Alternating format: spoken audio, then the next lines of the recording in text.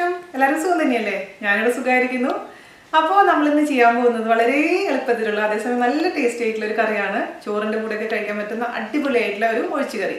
ഇതിനു മുമ്പ് ഞാൻ ഇതേപോലെ തന്നെ തൃശ്ശൂർ സ്റ്റൈലിൽ മീനില്ലാത്ത മീൻകറി, അതായത് തക്കാളി കറി ചെയ്തിട്ടുണ്ടായിരുന്നു. ഈ റെസിപ്പിയുടെ ഗുണം എന്താണെന്ന് വെച്ചാൽ അതിനേക്കാൾ എളുപ്പമാണ്, അതേസമയം അത്രയും ടേസ്റ്റിയാണ്. അപ്പോൾ നിങ്ങളെല്ലാവരും തയ്യാറാക്കി നോക്കുക. പിന്നെ ഞാൻ കഴിഞ്ഞ ദിവസം ഇട്ടിട്ടുണ്ടായിരുന്ന ഡാൻസിങ് ഡേ നിങ്ങൾ ഒരുപാട് പേര് തയ്യാറാക്കി ഫോട്ടോസൊക്കെ അയച്ചു തന്നിട്ടുണ്ടായിരുന്നു ഫേസ്ബുക്ക് വഴി. എൻ്റെ ഫേസ്ബുക്ക് സത്യം പറഞ്ഞാൽ നിറഞ്ഞു ഒഴുകുകയായിരുന്നു നമ്മുടെ ടീയുടെ ഫോട്ടോസ് കാരണം. ഒരുപാട് നന്ദിയുണ്ട്. അപ്പം അതിൽ 600 കമൻസ് നിങ്ങൾ ഇട്ടിട്ടുണ്ടായിരുന്നു. അപ്പം എല്ലാവരുടെ അടുത്തും ഞാൻ ഹൃദയത്തിൻ്റെ ഭാഷയിൽ നന്ദി പറയുകയാണ്. തുടർന്നും നിങ്ങളുടെ സപ്പോർട്ടും സ്നേഹവും ഞാൻ പ്രതീക്ഷിക്കുന്നു. അടുത്ത റെസിപ്പി ഒരു ഐസ്ക്രീമാണ്. ഐസ്ക്രീമിന് വേണ്ടിയിട്ടുള്ള 2 ഇൻഗ്രീഡിയൻസ് നിങ്ങൾക്ക് കരുതി വെക്കണം എന്നുണ്ടെങ്കിൽ, ചെയ്യണമെന്നുണ്ടെങ്കിൽ 2 ഇൻഗ്രീഡിയൻസ് വേണം. ഒന്നില്ലെങ്കിൽ ഹെവി ക്രീം വാങ്ങിക്കുക, അല്ലെങ്കിൽ വിപ്പിംഗ് ക്രീം വാങ്ങിക്കുക, വിപ്പ് ചെയ്യാൻ പറ്റുന്ന തരത്തിലുള്ള ക്രീം. അതല്ലാന്നുണ്ടെങ്കിൽ വിപ്പിംഗ് പൗഡർ വാങ്ങിക്കാൻ കിട്ടും, ഏതെങ്കിലും ഒന്ന് മതി. അപ്പോൾ വിപ്പിംഗ് ക്രീം ഉണ്ടെങ്കിൽ നമുക്ക് വിപ്പ് ചെയ്തെടുത്ത് അതിന് ശേഷമാണ് അത് തയ്യാറാക്കേണ്ടത്. അതുപോലെ തന്നെ കണ്ടൻസ്ഡ് മിൽക്ക് കേട്ടോ. അപ്പോൾ ഇത് രണ്ടും ഉണ്ടെങ്കിൽ നമുക്ക് അടുത്ത റെസിപ്പി ചെയ്യാം. അത് ഞാൻ നേരത്തെ പറഞ്ഞു വെച്ചത് മാത്രം, കാരണം ഇപ്പോൾ വീക്കെൻഡ് അല്ലേ, നിങ്ങൾ ഷോപ്പിങ്ങിനൊക്കെ പോവുകയാണെങ്കിൽ നേരത്തെ വാങ്ങിച്ചു വെക്കാമല്ലോ എന്ന് വെച്ച് പറഞ്ഞത് മാത്രം, നിർബന്ധമൊന്നുമില്ല. അപ്പോൾ ഒട്ടും താമസിക്കാണ്ട് നമുക്ക് എങ്ങനെയാണ് ഈസി പീസി ആയിട്ടുള്ള നമ്മുടെ തൃശ്ശൂർ തക്കാളി കറി, അതായത് മീനില്ലാത്ത മീൻ കറി തയ്യാറാക്കാം എന്ന് നോക്കിയിട്ട് വരാം. ഓക്കെ,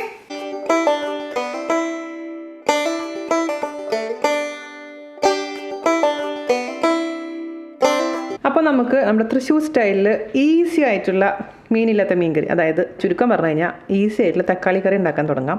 അപ്പോൾ എന്താ പറയുക, ഇതിന് മുമ്പ് ഞാനായിട്ടുണ്ടായിരുന്ന തക്കാളി കറിയും ടേസ്റ്റ് വൈസ് നോക്കുമ്പോൾ ഇത് തന്നെയാണ്. പക്ഷേ കുക്കിംഗ് വൈസ് നോക്കുമ്പോൾ ഇതാണ് കുറച്ചും കൂടി എളുപ്പം. ഇത് എൻ്റെ അമ്മയുടെ റെസിപ്പിയാണ്. അപ്പോൾ അതിന് വേണ്ടിയിട്ട് ഒരു കടായി എടുക്കുക. മീൻകല ഉണ്ടെന്നുണ്ടെങ്കിൽ മീൻകല എടുക്കാം. എന്നിട്ട് അതിലോട്ട് നമുക്ക്, ഞാനിപ്പോൾ ഇവിടെ ഒരു 3 വലിയ തക്കാളി, അല്ലെങ്കിൽ ഇടത്തരം തക്കാളിയാണെന്നുണ്ടെങ്കിൽ 4 തക്കാളി എടുക്കുക. നല്ല പഴുത്ത, അധികം പുളിയില്ലാത്ത തക്കാളിയാണ് ഞാൻ എടുത്തിരിക്കുന്നത്. ഇട്ട് കൊടുക്കാം. പിന്നെ മീൻ കറി സ്റ്റൈൽ ആയതുകൊണ്ട് ഞാനൊരു അല്പം, ഒരു ചെറിയ കഷ്ണം, ഇത് കഷ്ണം കണ്ടില്ലേ, അത്രയും ചെറിയ കഷ്ണം കുടംപുളി. കോൽപ്പുളി ഇട്ട് കഴിഞ്ഞാൽ, അത് സാമ്പാർ പുളി ഇട്ട് കഴിഞ്ഞാൽ നന്നായിട്ടുണ്ടാവില്ല. കുടംപുളി നിങ്ങളുടെ കയ്യിലില്ല എന്നുണ്ടെങ്കിൽ തക്കാളി മാത്രം ചേർത്താൽ മതി. ഓക്കെ, അപ്പോൾ ഈ കുടംപുളി ഒരു 10 മിനിറ്റ് നേരം വെള്ളത്തിൽ സോക്ക് ചെയ്ത് വെക്കുക. അതിനുശേഷം നന്നായി വാഷ് ചെയ്തെടുത്തിട്ട് ഇട്ട് കൊടുക്കാം. നമ്മുടെ നാട്ടിൽ നിന്ന്, നമ്മുടെ വീട്ടിൽ നിന്ന് അല്ലെങ്കിൽ അയൽവക്കത്തു നിന്നൊക്കെ വാങ്ങിക്കുന്ന പുളിയാണെങ്കിൽ കുഴപ്പമില്ല. അതേസമയം നമ്മളിപ്പം സൂപ്പർ മാർക്കറ്റിൽ നിന്നൊക്കെ വാങ്ങിക്കുന്ന കുടംപുളി ആണെങ്കിൽ ചില കുടംപുളി ഒരു കയ്പ്പുരസൊക്കെ ഉണ്ടാവും. അപ്പോൾ അതുകൊണ്ട് എപ്പോഴും സൂക്ഷിച്ചിട്ട് സോക്ക് ചെയ്തതിന് ശേഷം അതിലത്തെ അഴുക്കുകളൊക്കെ കളഞ്ഞതിന് ശേഷം മാത്രം ഇട്ട് കൊടുക്കുക കേട്ടോ. കുടംപുളി നമ്മുടെ ആരോഗ്യത്തിന് വളരെ നല്ലതാണ്, എസ്പെഷ്യലി സ്ത്രീകൾക്ക് വളരെ നല്ലതാണ്. അപ്പോൾ കുടംപുളിയുള്ള ഐറ്റംസൊക്കെ കൂടുതൽ നമ്മുടെ ഭക്ഷണത്തിൽ ഉൾപ്പെടുത്താൻ ശ്രമിക്കുക. ഇനി ഞാനിതിൽ ഇടാൻ പോകുന്നത് 1/2 സവാള, അത് നീളത്തിലരിഞ്ഞത്, പിന്നെ ഒരു തണ്ട് കറിവേപ്പില, പിന്നെ ഒരു പച്ചമുളക് നെടുകെ കീറിയത്, പിന്നെ ഒരു കഷ്ണം ഇഞ്ചി നീളത്തിലരിഞ്ഞത്. ഇഞ്ചിയും പച്ചമുളക് നിങ്ങൾക്ക് വേണമെങ്കിൽ ചതച്ചിടാം, പക്ഷേ ഞാനിപ്പോൾ അരിഞ്ഞാണ് ഇട്ടേക്കുന്നത്. ഇനി നമുക്ക് ചേർത്ത് കൊടുക്കേണ്ടത് ഒരു 4 ചെറിയുള്ളി ഇല്ല എന്നുണ്ടെങ്കിൽ സവാള മാത്രം ചേർത്ത് കൊടുത്താൽ മതി. അപ്പോൾ ഒരു സവാള ചേർത്ത് കൊടുക്കുക. സവാളയുടെ അളവ് കൂട്ടി കൊടുത്താൽ മതി. ഇപ്പോൾ പകുതി സവാളയും ഞാനൊരു 4 ചെറിയുള്ളിയാണ് ഇപ്പോൾ ഇതിൽ തൽക്കാലം ചേർത്ത് കൊടുത്തിരിക്കുന്നത്. പിന്നെ നമ്മൾ ചെറിയുള്ളി അവസാനം കാച്ചി ഒഴിക്കുന്നുണ്ട് കേട്ടോ ഈ കറിയിൽ. ഇത്ര സാധനങ്ങൾ ഇട്ട് കൊടുത്തല്ലോ. പിന്നെ ഇട്ട് കൊടുക്കേണ്ടത് മുളക് പൊടി, എരിവുള്ള മുളക് പൊടി ഞാനിവിടെ ഒരു 1/4 ടീസ്പൂൺ ഇട്ട് കൊടുത്തിട്ടുണ്ട്. അതിൻ്റെ കൂട്ടത്തിൽ കൂടെ തന്നെ 1 ടീസ്പൂൺ എരിവില്ലാത്ത കാശ്മീരി മുളക് പൊടി ഇട്ട് കൊടുത്തിട്ടുണ്ട്. നമ്മുടെ കറിക്ക് ഒരു ലുക്ക് കിട്ടാൻ വേണ്ടിയിട്ടാണ് ഞാൻ കാശ്മീരി മുളക് പൊടി ഇട്ട് കൊടുത്തിരിക്കുന്നത്. അതേസമയം നിങ്ങളുടെ അടുത്ത് കാശ്മീരി മുളക് പൊടി ഇല്ല എന്നുണ്ടെങ്കിൽ 1/2 ടീസ്പൂൺ നല്ല മുളക് പൊടി ഇട്ട് കൊടുക്കുക. പിന്നെ നമുക്ക് ചേർത്ത് കൊടുക്കേണ്ടത് ഒരു 1/4 ടീസ്പൂണോളം മഞ്ഞൾപ്പൊടി, ഇപ്പോൾ തൽക്കാലത്തേക്ക് കുറച്ച് ഉപ്പ്, പിന്നെ 1 ടീസ്പൂൺ വെളിച്ചെണ്ണ. ഇത്ര ഐറ്റംസ് ചേർത്തില്ലേ, ഇത് നന്നായിട്ട് അങ്ങ് മിക്സ് ചെയ്യുക. നിങ്ങൾക്ക് സ്പൂൺ കൊണ്ട് മിക്സ് ചെയ്യാം, പക്ഷേ ഏറ്റവും ബെസ്റ്റ് കൈവച്ച് മിക്സ് ചെയ്യുന്നതാണ്. അതേസമയം നിങ്ങൾക്ക് കൈവച്ച് മിക്സ് ചെയ്യാൻ ബുദ്ധിമുട്ടുണ്ടെങ്കിൽ ചെയ്യേണ്ട, വെറുതെ വെള്ളം ഒഴിച്ചിട്ട് കുക്ക് ചെയ്തെടുത്താലും മതി. പക്ഷേ ഞാൻ എപ്പോഴും പ്രിഫർ ചെയ്യുന്നത് നന്നായിട്ട് അങ്ങ് ഞരടി കൊടുക്കാനാണ്. അപ്പോൾ കൈ വൃത്തിയായിരിക്കണമെന്ന് മാത്രമേ ഉള്ളൂ, അല്ലാതെ ഇപ്പോൾ ഗ്ലൗസ് ഒന്നും ഇട്ട് ചെയ്യേണ്ട ആവശ്യമൊന്നുമില്ല. നമ്മുടെ അമ്മമാരൊക്കെ ഇതുപോലെ തന്നെയാണ് കുക്ക് ചെയ്തിട്ടുണ്ടായിരുന്നത്. അതിൻ്റെ ടേസ്റ്റ് നമുക്കൊന്നും, നമ്മൾ എങ്ങനെ ചെയ്ത് കഴിഞ്ഞാലും കിട്ടില്ല. അതുകൊണ്ട് കൈ കൊണ്ട് നന്നായിട്ട് അങ്ങ് ഞരടി കൊടുക്കുക. നമ്മൾ ചേർത്തിരിക്കുന്ന പച്ചമുളകും സവാളയും ചെറിയുള്ളിയും ഇഞ്ചിയും പൗഡേഴ്സ് എല്ലാം കൂടി നന്നായിട്ട് അങ്ങ് മിക്സ് ആയിട്ടുണ്ട്. അപ്പോൾ നിങ്ങളുടെ അടുത്ത് മീൻകലം ഉണ്ടെന്നുണ്ടെങ്കിൽ മീൻകലത്തിൽ വെച്ച് ചെയ്യുന്നതാണ് കുറച്ചും കൂടെ ടേസ്റ്റ് വൈസ് നല്ലത്. പക്ഷേ ഇല്ലാത്തവർക്ക് ഉണ്ടാക്കണ്ടേ, അപ്പോൾ ഞാൻ എപ്പോഴും ഇതുപോലെ നോൺ സ്റ്റിക്ക് പാത്രത്തിൽ തന്നെ ഉണ്ടാക്കുന്നത്. അപ്പോൾ അതിലേക്ക് നമുക്ക് വെള്ളം ഒഴിച്ച് കൊടുക്കാം. ഞാനിപ്പോൾ ഒരു 1.5 ഗ്ലാസ് വെള്ളം ഒഴിച്ച് കൊടുത്തിട്ടുണ്ട്. നമുക്ക് മീഡിയം ഫ്ലെയിമിലോട്ട് ഇട്ടതിന് ശേഷം അടച്ച് വെച്ചിട്ടങ്ങ് കുക്ക് ചെയ്തെടുക്കാം. ഇടയ്ക്ക് ഇളക്കി നോക്കാനും വെള്ളം വറ്റിയിട്ടുണ്ടെങ്കിൽ കുറച്ച് ചൂടുവെള്ളം ഒഴിച്ച് കൊടുക്കാനും മറക്കരുത് കേട്ടോ. ഓക്കെ, അപ്പോൾ അടച്ച് വെച്ചിട്ട് നമുക്ക് ഇടയ്ക്ക് നോക്കാം. ഈ കറി എന്ന് പറയുകയാണെങ്കിൽ ഏത് കൊച്ചുകുട്ടിക്ക് ഉണ്ടാക്കാൻ പറ്റുന്ന കറിയാണ്. നമ്മുടെ തൃശ്ശൂർ മീൻ കറി ചെയ്തവർക്ക് അറിയാൻ പറ്റും ഇത് എത്രമാത്രം എളുപ്പമാണെന്നുള്ള കാര്യം അല്ലേ. അപ്പോൾ ഈ തക്കാളിയൊക്കെ കുക്കാവുന്ന സമയം കൊണ്ട് നമുക്ക് ഇതിലേക്ക് വേണ്ടിയിട്ടുള്ള നാളികേരപ്പാൽ എടുക്കണം. അതിനുവേണ്ടി ഞാനിവിടെ ഒരു നാളികേരമാണ് എടുത്തിരിക്കുന്നത്. ആ നാളികേരം ഞാനൊന്ന് ചൂടാക്കിയതിന് ശേഷം അതല്ലെങ്കിൽ ചൂടുവെള്ളം ഒഴിച്ചിട്ട് എടുത്താലും മതി. എങ്ങനെയാണെങ്കിലും അത് നോർമൽ ടെമ്പറേച്ചറിലോട്ട് കൊണ്ടുവരാം, ഫ്രീസറിൽ നിന്ന് എടുത്ത നാളികേരം ആയതുകൊണ്ട് മാത്രം. അതിനുശേഷം ഞാനിപ്പോൾ ഒരു ഗ്ലാസ് നല്ല കട്ടി തേങ്ങാപ്പാൽ എടുത്ത് വെക്കാൻ പോവുകയാണ്. അപ്പോൾ ഒരു ഗ്ലാസ് വെള്ളം ഒഴിച്ചിട്ട് ശേഷം നന്നായി അടിച്ച് പിഴിഞ്ഞെടുക്കുക. കട്ടി തേങ്ങാപ്പാൽ മാത്രം മതി, രണ്ടാം തേങ്ങാപ്പാലിൻ്റെ ആവശ്യമൊന്നുമില്ല. അപ്പോൾ അതെടുത്ത് ഞാൻ റെഡിയാക്കി വെക്കാൻ പോവുകയാണ് ഈ സമയം കൊണ്ട്. ഓക്കെ, ഇടയ്ക്കൊന്ന് തുറന്ന് നോക്കാം കേട്ടോ. ഇടയ്ക്ക് തുറന്ന് നോക്കി നന്നായിട്ടൊന്ന് മിക്സ് ചെയ്ത് കൊടുക്കുക, എന്നിട്ട് അടച്ച് വയ്ക്കുക. ഒരു മിനിമം 15 മിനിറ്റെങ്കിലും ഇതിൽ കിടന്ന് തിളച്ച് കുക്കായിക്കോട്ടെ. അതിനുശേഷം നമുക്ക് ഇതിലേക്ക് 1 പാൽ ഒഴിച്ച് കൊടുത്താൽ മതി കേട്ടോ. നമ്മുടെ തക്കാളിക്കറി ഒരു 10 മിനിറ്റ് നേരം കുക്കായിട്ടുണ്ട് കേട്ടോ. കണ്ട ഇപ്പോൾ ഇങ്ങനെ നന്നായിട്ട് പ്രസ് ചെയ്യുമ്പോൾ ഈ സവാളയും ഒക്കെ നന്നായിട്ട് അങ്ങ് പ്രസ്സായി വരണം. അതിൻ്റെ അർത്ഥം നന്നായി കുക്കായിട്ടുണ്ടെന്നാണ്. അതുപോലെ തന്നെ ഇതിൽ തക്കാളിയുടെ കഷ്ണങ്ങളൊന്നും കാണുന്നില്ല, എല്ലാം ഉടഞ്ഞ് ചേർന്നിട്ടുണ്ട്. അപ്പോൾ നിങ്ങൾക്ക് വേണമെന്നുണ്ടെങ്കിൽ തക്കാളിയുടെ തൊലി റിമൂവ് ചെയ്തിട്ട് ഇട്ട് കൊടുക്കാം കേട്ടോ. പക്ഷേ ഈ ഒരു നല്ലൊരു കളർ കിട്ടില്ല, അതുകൊണ്ടാണ് ഞാൻ തക്കാളിയുടെ തൊലി റിമൂവ് ചെയ്യാത്തത്. അപ്പോൾ ഇത്ര മതി, ഇത്ര വെള്ളം വറ്റിയിട്ടുണ്ട്. നമുക്കിനി ഇതിലോട്ട് അവസാനമായിട്ട് ചേർത്ത് കൊടുക്കേണ്ടത് എന്താ?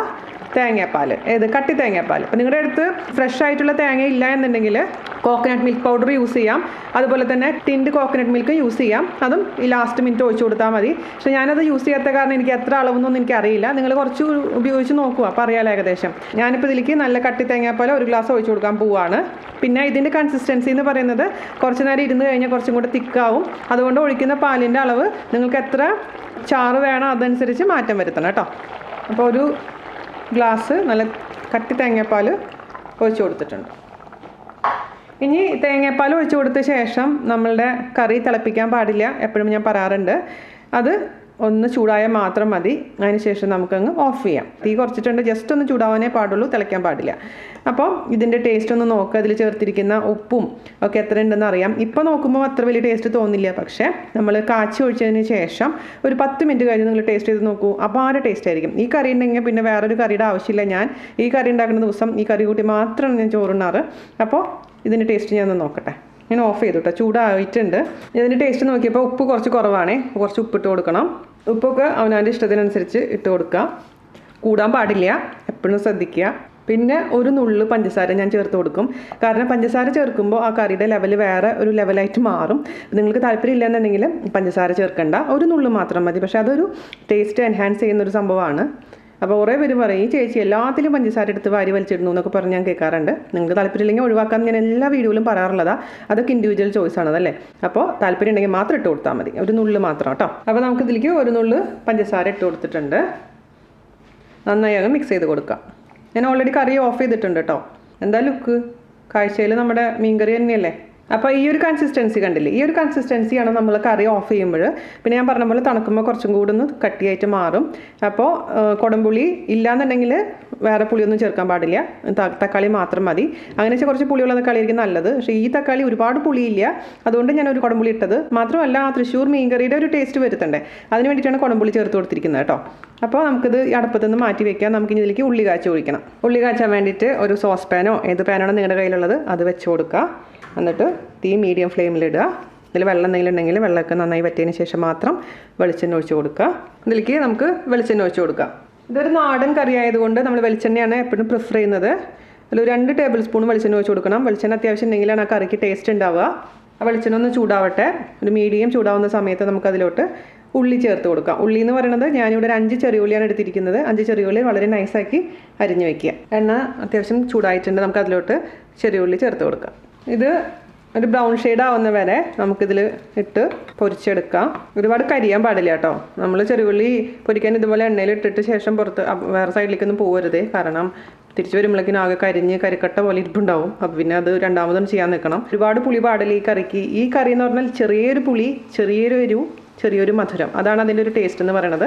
അതായത് ഞാൻ പറഞ്ഞില്ല, നമുക്കറിയാലോ, ഊഹിക്കാലോ. നിങ്ങൾക്ക് തൃശ്ശൂർ മീൻകറി എന്ന് പറയുമ്പോഴത്തെ തൃശ്ശൂർ മീൻകറിയിൽ മീൻകറി ആയതുകൊണ്ടാണ് കൂടുതലും മുളക് പൊടിയൊക്കെ ചേർത്ത് കൊടുക്കുന്നത്. ഇത് തക്കാളിക്കറി ആയതുകൊണ്ട് അത്ര മുളക് പൊടിയുടെ ആവശ്യമില്ല. പിന്നെ ഞാൻ പറഞ്ഞ പോലെ നമ്മൾ ഇപ്പോൾ കാശ്മീരി മുളക് പൊടി ചേർത്ത് കൊടുത്തിരിക്കുന്ന കാരണം ഈ ഒരു നല്ലൊരു കളർ കിട്ടിയിരിക്കും നമ്മൾ കറിക്ക്. ഇപ്പം നിവൃത്തിയില്ലെങ്കിൽ കാശ്മീരി മുളക് പൊടി ഇല്ലെങ്കിൽ സാധാരണ മുളക് പൊടി തന്നെ ചേർത്ത് കൊടുത്താൽ മതി കേട്ടോ. നമ്മുടെ ഉള്ളി നല്ല ബ്രൗൺ ഷെയ്ഡ് ആയിട്ടുണ്ട്, മതി. നമുക്ക് തീ കുറയ്ക്കുക. എന്നിട്ട് അവസാനമായിട്ട് ഇതിലേക്ക് കുറച്ച് കറിവേപ്പില ചേർത്ത് കൊടുക്കാം.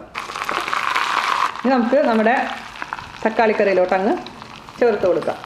ഇതിലേക്ക് കുറച്ച് ഒഴിച്ചിട്ട് തിരിച്ചൊഴിക്കുക. മിക്സ് ചെയ്ത് കൊടുക്കുക. ഒരു 5 മിനിറ്റ് ഇത് അടച്ചു വെക്കുക. ആ ഉള്ളിയുടെ ഫ്ലേവറൊക്കെ നമ്മൾ കറിയിലോട്ട് അങ്ങ് ഇറങ്ങിക്കോട്ടെ.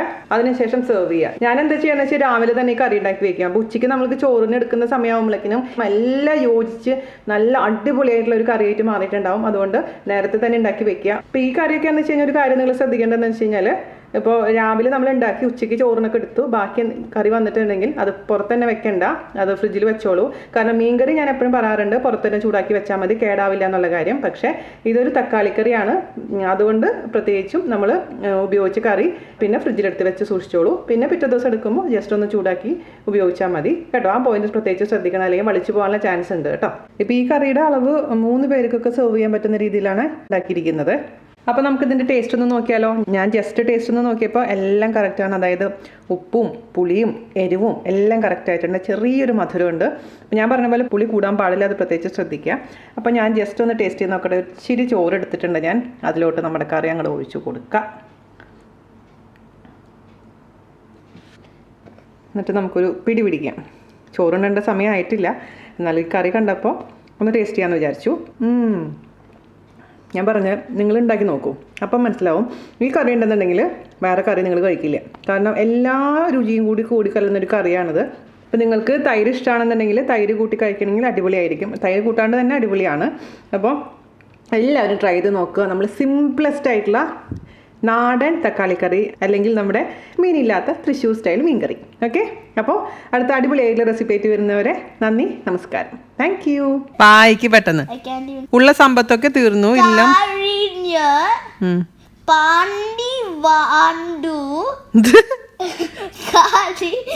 പന്തീരാണ്ടു കഴിഞ്ഞിട്ടും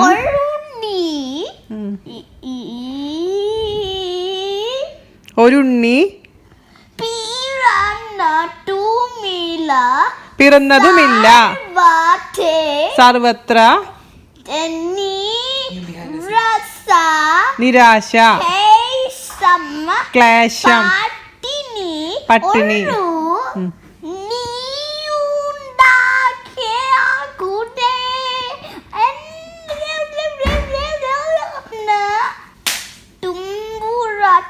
തമ്പുരാട്ടി